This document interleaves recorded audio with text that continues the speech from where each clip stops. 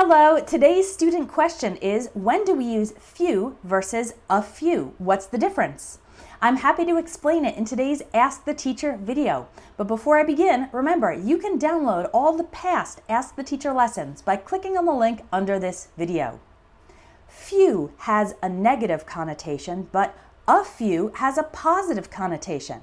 Let's see some examples. I'm not very popular. I have few friends. That's implying that my small number of friends is a bad thing. I'm thrilled that I've already made a few friends at school. In that sentence, I still have a small number of friends, but it's a positive connotation. It's great that I have some friends instead of zero friends. Got it? Few, it's small, it's negative, it should be more. A few, it's small, but it's positive, it's more than zero. Also, how many is a few?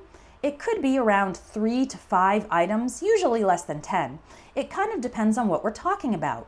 If I say I read a few books this month, that's probably around 3 books since they take a while to read.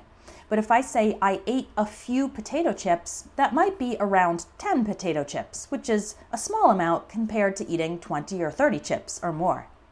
Remember, we use few and a few only with countable nouns. With uncountable nouns, we use little and a little in a similar way.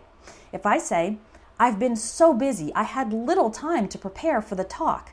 Little time has a negative connotation, meaning not much or not enough.